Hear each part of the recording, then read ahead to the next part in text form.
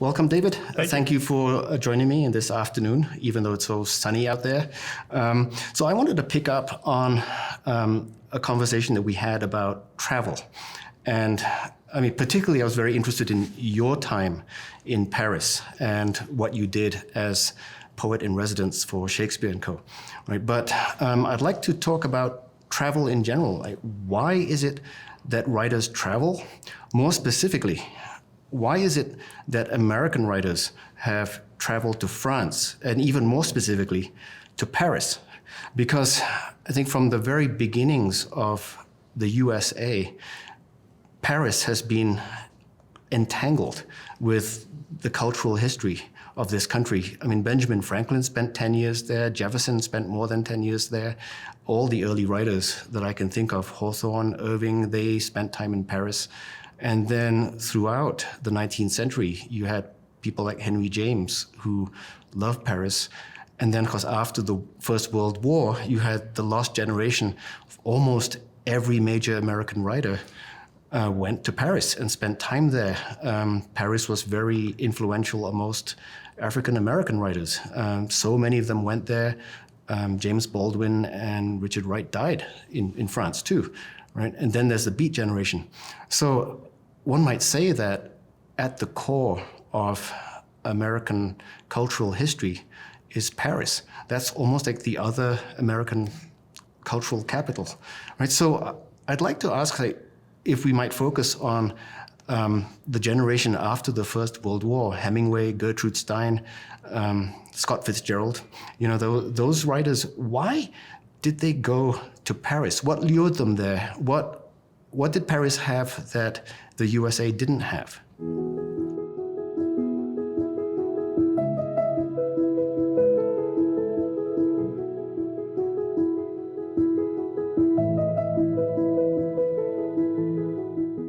Listening to the litany of writers who traveled from the US to France and Paris specifically, you remind me that they sort of started it, right? The greatest book on American politics ever written was written by a Frenchman traveling in America. Right. So the notion that you go somewhere else and see maybe more clearly by virtue of that perspective, it starts with, I can think of a number of Europeans. Charles Dickens has a fascinating book about traveling around the US. Oscar Wilde. Yeah, Trollope did too. Yeah. Right? Yeah.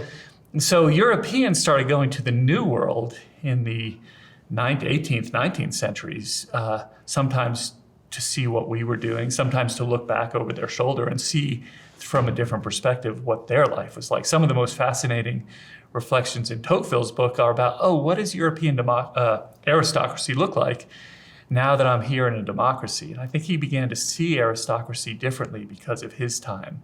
My sense is that something similar might have been happening for the American authors that you were talking about. Many of them continued to write about America and American themes, but almost needed a distance to do that. I think one of the earliest and most influential early sort of between the wars and after World War II writers to go to Paris was Gertrude Stein, who set up a salon there, championed artists like Picasso. She was going down to the market and buying Picassos for $50 so that he could eat. And when other Americans, younger Americans came, they would find Hemingway. She was an early editor of Hemingway's writings. So she gave them encouragement and support and created the foundation for an American community. And Stein's famous for having grown up in Oakland, about which she said there's no there. So maybe that's why she went to Paris. She was looking for a there. What does that mean? That there's no there? Yeah. I think it means she wasn't looking closely enough. But she was able to see what she couldn't see in Oakland when she got to Paris, because one of her most famous books is called The Making of Americans, and it's a 900-page novel about America, but she wrote it in France. It makes me think about, not an American author, but Joyce, whose most famous novel about Ireland, Dublin, was written in Paris. Why did Joyce have to spend 7 years writing a novel about one day in Dublin in Paris? Why did he have to leave Dublin to do that? Samuel Beckett, why did he write most of his books in Paris and France? And in French. Yeah. In French, and then translated them from French to English. He translated most, but not all of his own books. I think he said somewhere that because his books were about an essential experience of alienation, he wanted to write in a language which wasn't his own to capture that feeling of not being at home. And I think there's something about not feeling at home in your surroundings that maybe forces you to turn to writing in a more intense way.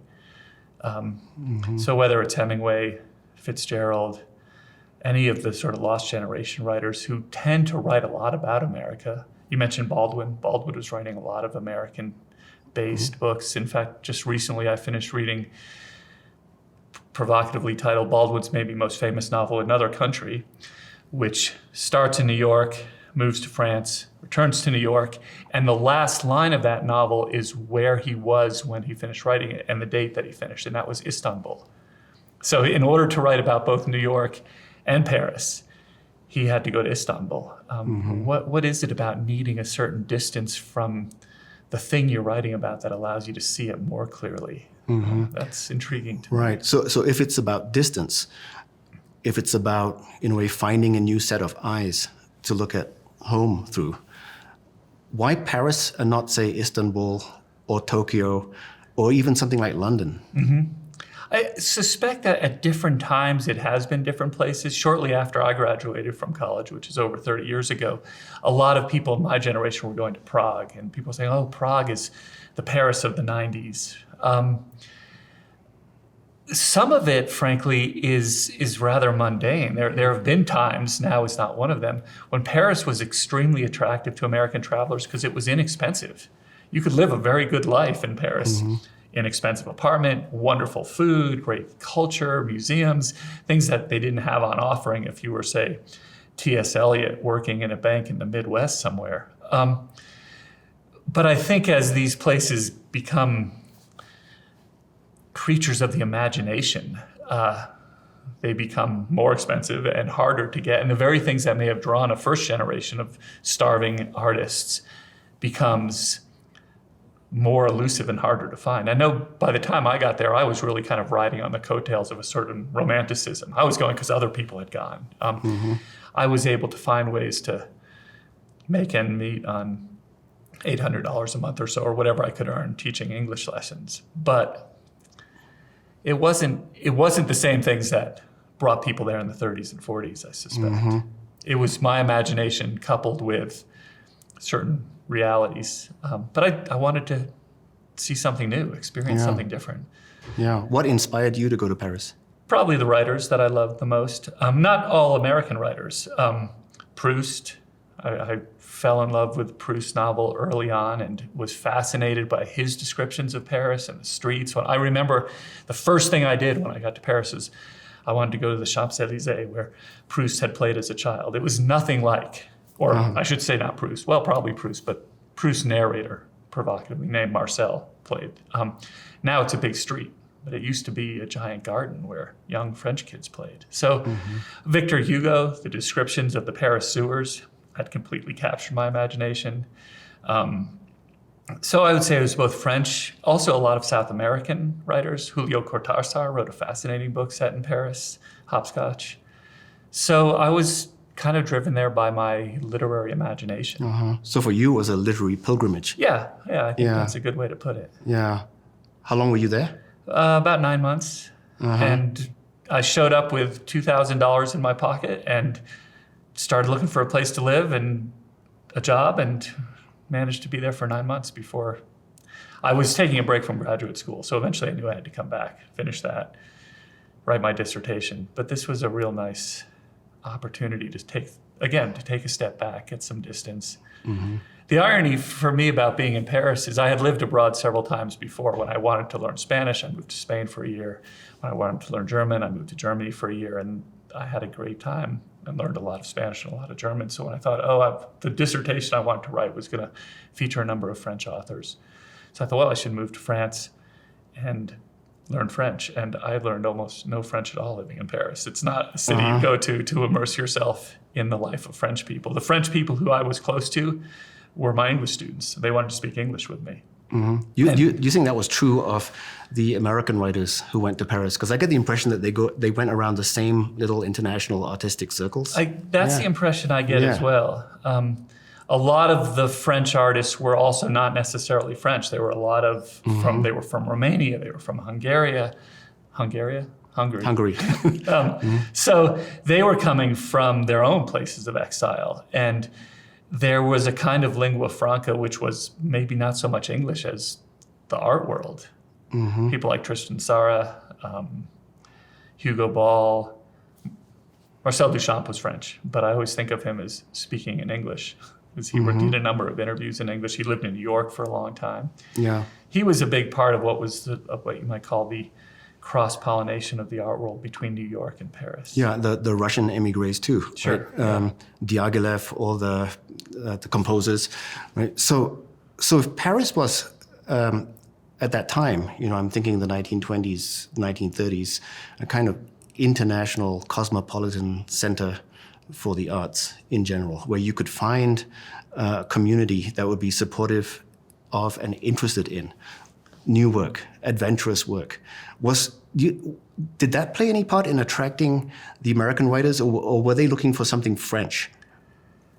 That's a good question. I'm not sure. I know, for example, if we think, again, not of the American writers, but Joyce, who got taken up by Sylvia Beach, who helped him publish Ulysses, he was looking for a place where there'd be more tolerance for his own artistic experimentation. But he was really working within an English-speaking community there. There were a lot.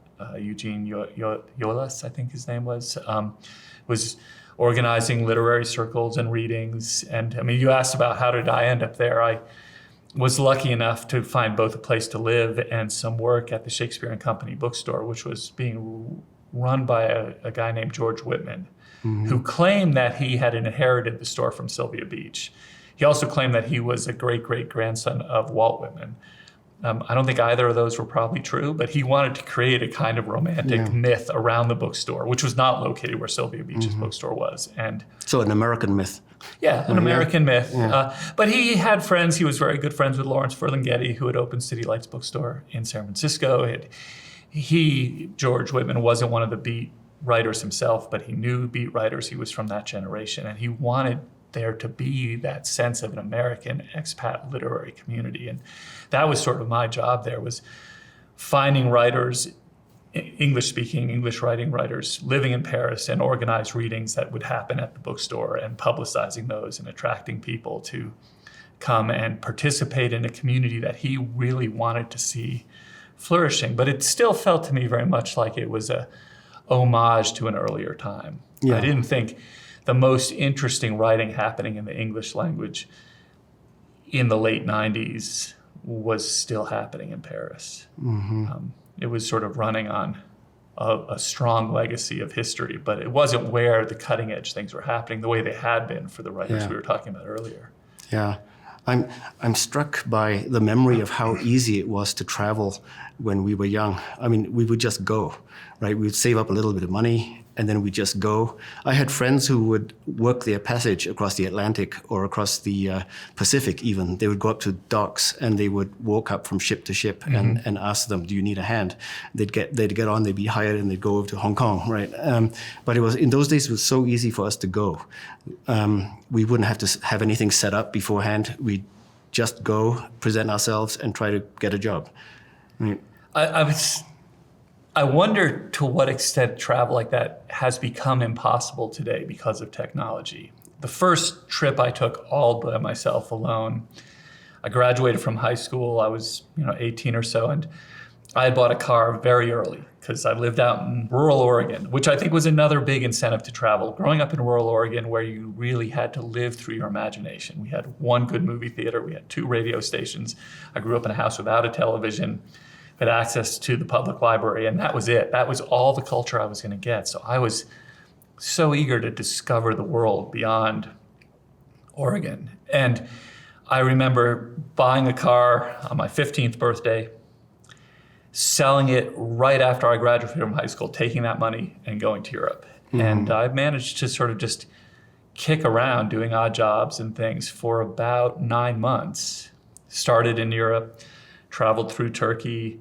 At the time, there was some political turmoil in Iran. This was during Carter's presidency. We had those hostages. So I had to fly over Iran into Pakistan and then traveled from Pakistan all through India for about 3 or 4 months and ended the trip in Nepal. But that entire 9 or 10 months that I was away, no phone, never picked up a phone. There was no such thing as email or personal computer. So every communication I had was in writing. I wrote letters every day. I mean, you have all day. You get up in the morning, what are you going to do? So I just wrote. I wrote to my high school girlfriend. I wrote to my parents. I wrote to my sister. I wrote to friends who had gone off to college after high school. And now you would text or send an email or check in. So to have been completely unplugged from everyone I knew in the world for 10 months, have no contact whatsoever except for the letters I wrote, was, I don't think we live in a world where that would be possible anymore. As you describe it, many American writers must feel as if they're in some kind of backwood or province, and they have a myth of Paris, right? A myth that has been built up over probably about 150 years, right? But Paris is not that old as a cultural capital. It's not like Rome or Florence. So this myth has been built up about Paris, and the myth is connected to art, to writing, maybe to music. And on the other side, I'm thinking the French, the Parisians maybe also have a myth about Americans, right? So there's a mutually cozy relationship based on romanticization. Yes, yeah. I mean, I'm jumping around a bit, but I'm thinking of the Wim Wenders movie Kings of the Road, and the European fascination with the American sense of space and the desert space particularly. We have so much space.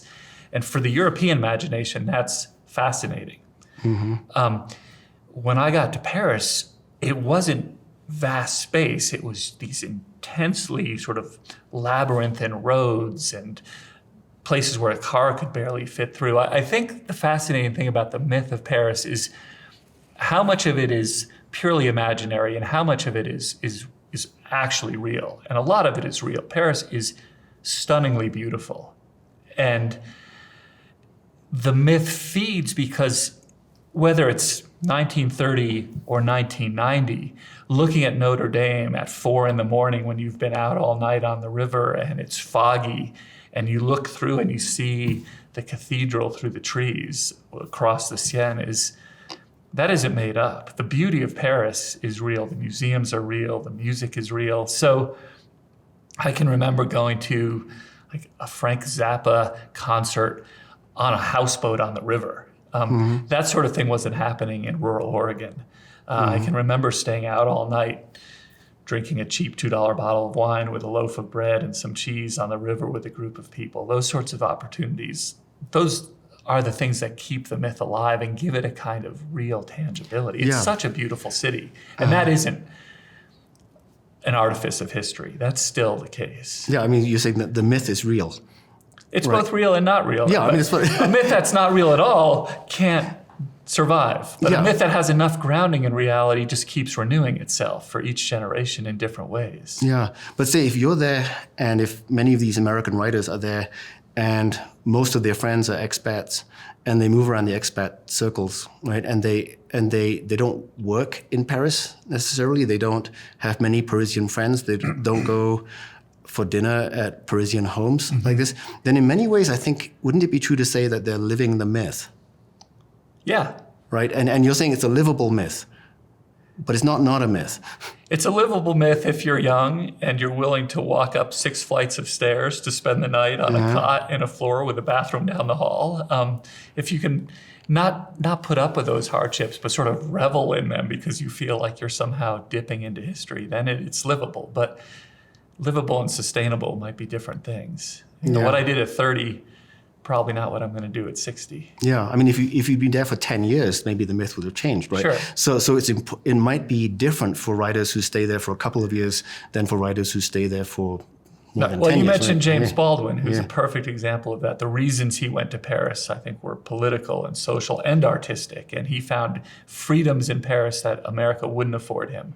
But he lived there a long time, and the longer he was there, the more the burning feeling that he had to come back to America, that the work he wanted to do had to be done in America and about America. But he spent enough time there that the myth became his daily life, and his daily life he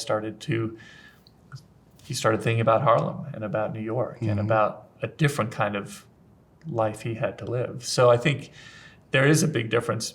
Fitzgerald never spent a lot of time in Paris. He would dip in, live a kind of romantic myth for a year or so, or just a few months, visit his friends, and then go back. So there's very different ways to be an expat. When I think about so many of the Europeans who came to America, especially the Jewish intellectuals in the 30s and 40s, they weren't necessarily here because they wanted to be. The ones who ended up in California, to go from Germany to California for people like Thomas Mann or Theodor Adorno was not a romantic myth. It was a dire necessity. Yeah, I'm thinking, say, if you go from, if an American goes from wherever they are in spacious America to Paris, right? So that the Parisians, there's something mythical about the American, right? And so especially in the 30s, they would welcome the American as exotic, maybe a noble savage, or something, right? As an innocent, and so they welcome the American. So the American would be taken into this expat community as a myth, as part of a mythical reality, and the American would live in a mythical reality, right? The Paris of the books, the Paris of the old daguerreotype photos, right? That's the Paris that you want. That's the Paris that you see, that communicates culture and serenity, or some ways, old. Yeah, the Paris of Eugene Atget's photographs. Yeah. So, but then if you're in the myth and you never quite get grounded, let's say you don't marry a Parisian who has to live in Paris, and you don't have to work there, then one striking thing about that way of being an expat, that way of travel, is that the myth is like a tube that connects you back to your own country, right? You can just slide back down the tube. It's easy to get back, right? So if you're thinking of seeing home through the eyes of your new place, in a way, then one of the keys to that is that it's easy to go and it's easy to get back, right? As opposed, so you always know where you are. You're located in some mythical frame. Whereas the other kind of travel that you've described to me, when you took your trip to the East, well, I wonder if we can talk about that now. That seems to be without the same kind of mythical frame, because you took a circuitous route. Tell us about that. What inspired you, and how did you get out there? Yeah, I mean, it has its roots in growing up as a kind of bookish kid in rural Oregon, where I lived a lot of my life through books and through reading. And I think this is something you and I have touched on before. I stumbled on Somerset Maugham's novel, The Razor's Edge, which had been made into a movie starring Bill Murray, which for a kid in the 80s, he was like my comic hero. And so I saw this movie where he's not playing a comic role. It's a serious, dramatic role. And I had read the novel, and I just became fascinated with India, but I had no idea how I'd get there. Can you say what the novel is about for those who haven't read it? So The Razor's Edge is about a young, very privileged American young man right before World War I who wants to volunteer, ends up going to World War I. He becomes an ambulance driver, and he just sees horrific death, and it shocks him out of his sense of privilege. And so he ends up actually not in India, but in England. And he's working, I think, in a mine and just trying to root himself in a kind of working sensibility, which that didn't exercise much romanticism for me. I grew up in a working class sensibility, especially in rural Oregon. But he meets a guy who lends him a copy of the Upanishads. He falls in love with the book, and he decides he'll go to India. And so the second half of the book is, or about, I would say the middle of the book, is his spiritual journey through India. Right, and the title comes from the Upanishad, exactly. Right? It comes from the Katha Upanishad. Yeah. Is it the Katha Upanishad? It's the Katha Upanishad, yeah. So again, for me, 18, 19 years old, the first thing I did was see if there was a copy of the Upanishads in the Eugene Public Library, and there wasn't. There was at the university library, but I couldn't check it out, so I remember having to sit at the library table and read it there because I didn't have a library card because I wasn't a student. But I made it to India and started reading these books, the Dhammapada, the Buddhist discourses, the Tao Te Ching, which has nothing to do with India, except for I was able to get one of those Penguin Classics editions of it. Now you just took off for India. Well, I started in Europe, and I did the kind of land made route. my way gradually east from Europe through Turkey. My goal had been to travel overland all the way. Train? Train or bus, yeah, mostly buses. Like, again, the romantic image of riding on the roof of a bus in India, like, that's a real thing. It's probably still today. Right. You did it and you it's survived. not so romantic. It's like, oh, there's no room inside, so you got to be on the roof whether you want to or not. The image of hiring someone to push you onto a train because there isn't enough room, but you can hire like this big burly guy who shoves you in, and that's how you get your seat. But again, for me, it was very tied to things I had read and to a certain relationship to reading that I was trying to cultivate, which for me goes back to where you started us. How do we think about the relationship between travel and writing, and how does travel create a space and a distance which makes a kind of writing possible? Obviously, travel is not the only way that writing becomes possible. Yeah. But I think some forms of writing can be fueled or nourished by some forms of travel. Well, to take a step back, The Razor's Edge. I mean, it's an extraordinary novel.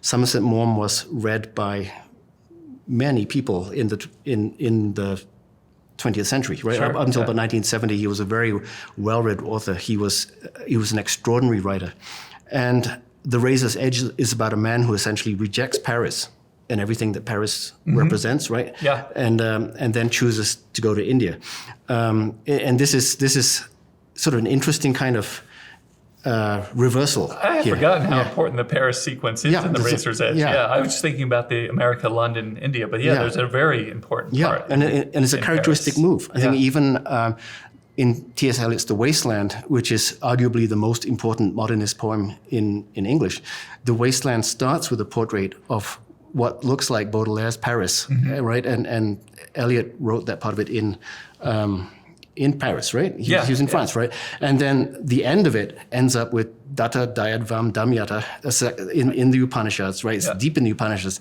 So this turn from the center of Western literary culture to India, it's a very characteristic trope of modern literature, and you did both, right?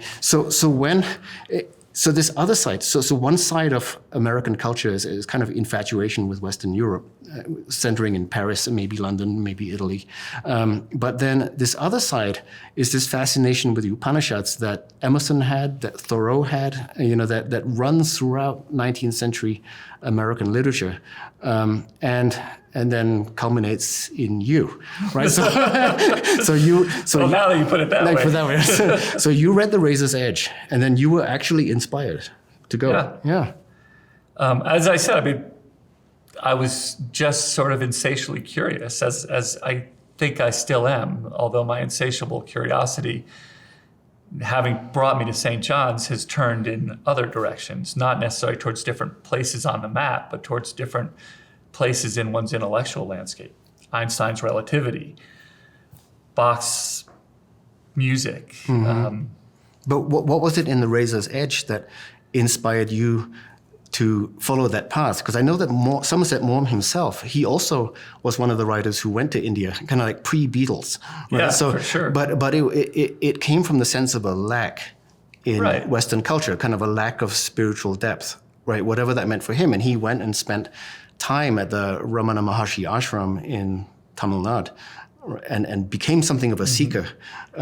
So what was lacking for that side that was dissatisfied with Paris? I think you're right to say, and again, this when you describe it to me this way, it's like I'm looking in a mirror that I haven't polished for a while, that there's always been a dissatisfaction with a strictly Western secular materialist account of life and reality. I felt that when I was 18. I feel that now. The Portuguese poet Fernando Pessoa, who I've spent a lot of time reading, has a little prose poem where he says, "Why can't I be a materialist?" And he runs through, what would life be like if we were all really in our hearts materialists? And I really respond to that. Materialism, which is such a philosophical default here, in the West. I mean, to the point where even a lot of people who are sort of self-stylized kind of dark web gurus like Sam Harris really what's the word I'm looking for? Promoting the virtues of meditation and deeply rooted in Buddhist studies, but wants to efface anything that looks like there could be an idealist or mystical element to it. Like, yes, this is meditation, but this is meditation for Western materialists. Right. Like, meditation for business success. It's hard for me to put my finger on it, but in the West, it seems like we can never, with a good conscience, completely relinquish the materialist demands on the way we're going to be pragmatic and practical, and the buck stops here. And again, I can't talk about what India is like, certainly not to you, but I could talk about what India looks like through the eyes of a kind of disillusioned and curious and restless 18-year-old. And India strikes me as the kind of place that is so rich and diverse and complicated that everybody finds their own India. Mm-hmm. And I found the India that corresponded with a kind of spiritual journey that as 18, 19-year-old I spent my 19th birthday in Kathmandu, so I kind of bridged that gap. I spent my 19th birthday in Kathmandu, my 21st birthday in Morocco, and my 30th birthday in Paris. And I sort of wanted to mark those landmark dates with being somewhere I didn't feel in any way comfortable or at home. Okay. Was completely unsettled and unsure of what was going to happen next. Yeah, it's that unsettling that is interesting to me. So when you go to Paris, you know where you are. You're on a physical map. You have a straightforward plain route. You're in a mythical map that you know. When you go to India, it seems that you decided not to go that map, where there's a simple connecting tube to your home country. And you took, I think, one of the craziest and most difficult routes you can take, right? So now you're going across Turkey?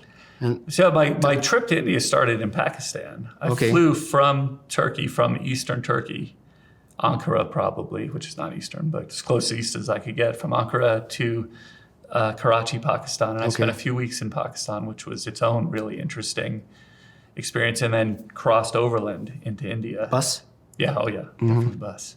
Yeah, and then when you crossed over to India, where were you? Were you Kashmir? Yeah, I kind of just hugged the coast, and I went all the way down the west coast down to Goa and up the east coast, and then again it was like a 40-hour bus ride into Nepal eventually. Right, and so there was no email, there were no internet cafes, you had no cell phone, and you were practically as cut off as could be, right? Certainly, right. Yeah. So there was airmail, but that could take 2 or 3 weeks to reach home. Yeah, right. And then I wouldn't even know if it reached home. How would I know? Yeah, how would you know? Yeah. And they also wouldn't know where to write to you. Right. So how did that feel? I mean, it seems such an alien experience compared to what anyone can go through today. How did you feel when you got to Karachi? I think I was just buzzing for the whole 9 or 10 months of the trip. Every place I went was, it started in Amsterdam, and I traveled through Holland and Germany and Italy and Greece, and from Greece into Turkey. Each place, like, oh, I'm in Rome. Oh, I'm in Athens. Like, these were names that suddenly were real places. So just taking a walk for 4 or 5 hours was about the most exciting thing I could imagine doing. It was also about all I could afford to do, so it was convenient. This was back when, there were those old books, Europe on $10 a day, and so I was trying to do Europe on like $5 a day, and India on $2 a day was very luxurious. I was eating like a king, and it was you could have a pretty good life for $2 a day in India back in the 1980s. You sent me a quote earlier today that has been stuck in my mind during this conversation, and it's a quote from Emerson's Self-Reliance, an essay I think most people have read, but should have read, but they might not have noticed this quote. It's about traveling. Traveling is a fool's paradise. Our first journeys discover to us the indifference of places. At home, I dream that at Naples, at Rome, I can be intoxicated with beauty and lose my sadness. I pack my trunk, embrace my friends, embark on the sea, and at last wake up in Naples. And there beside me is the stern fact: the sad self, unrelenting, identical, that I fled from. I seek the Vatican and the palaces. I affect to be intoxicated with sights and suggestions. But I am not intoxicated. My giant goes with me wherever I go. And I was very moved by this quotation in light of our conversation, because it suggests that fundamentally, wherever you go, you're not changed, because there's this, your old self that's bigger than your present self always accompanies you, even envelops you, and you leave your travels unchanged, right? So when you go to Paris, you're going to Paris inside a myth. You're living the myth of Paris. That's a version of living inside your old self and taking that with you. When you go to India, one might say you live in a romanticization of India and of Eastern spirituality. Again, you're living inside your old self. Do you think that when you travel, that Emerson is right?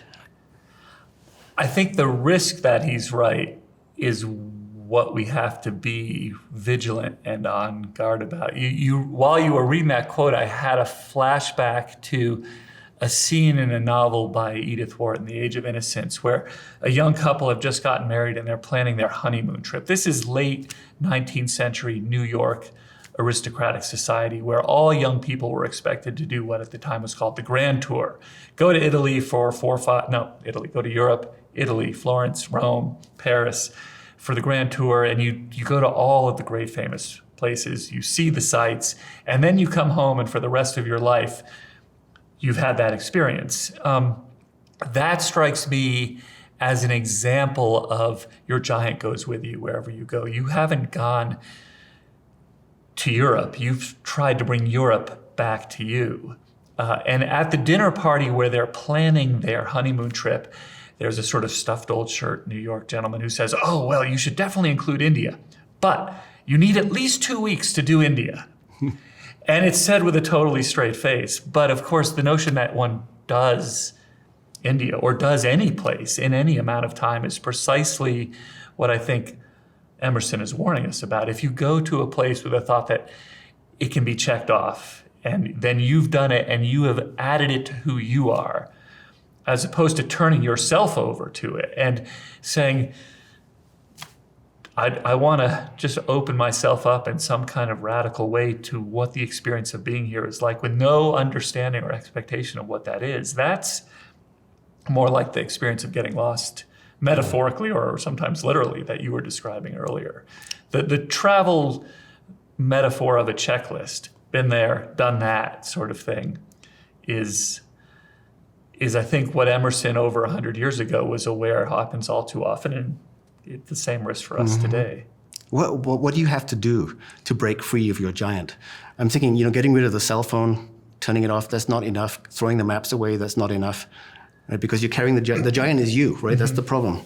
So I'm going to reach for a kind of strange analogy here. But we've been talking about travel and we've been talking about writing, and you're reminding me of advice that I give to virtually every student who's writing. I try and help here at the college, and this is fresh in my mind because it's senior writing period now, or will be soon, and I've been talking with a lot of seniors about their essays. And I always tell a student, there's a crucial difference when you sit down to write an essay between writing down the idea you have and using writing as the opportunity to discover ideas you didn't know you have. And I think that's true of travel as well. Don't travel to fulfill an idea you have, which I think most of us do. We think, oh, this is what Paris will be like, or this is what India will be like, I'll go there. But instead, when you sit down to write, think, I have no idea what I'm going to say about this book or this movie, this poem. Start writing and see what you discover that you never knew was there for you. Writing can be that kind of a journey of discovery. Travel can be that. It's what we say about our seminar conversations. It's working without a net. Don't know where you're going to go or how you're going to get there. Trust the process. Have a couple $100 in your pocket just in case things get really bad, and or an extra couple weeks to work on your essay if things start not going where you want them to. But give yourself over to a process you haven't planned and don't fully understand. Yeah, that's wonderful advice. There's that word in Plato that is so rich, aporia, right? That Socrates brings all his interlocutors to. He confuses them. He shows them how confused they are. They're flummoxed, they're perplexed, and then they brought to a standstill where they don't see a way forward, right? They don't see which way they have to go. That's that situation of being lost, right? And until you reach that point, you're not ready to know anything. And I think the crucial moment at that point is, how do you respond to that aporia? Do you panic? Do you pull back and immediately retreat to something comfortable and familiar? Or do you take a deep breath and just take another step forward and give yourself over to whatever that experience is going to unfold for you with no idea what that might be? And what is that? Is it an act of trust, or an act of courage, or just being willing to be completely foolish and hope you get lucky?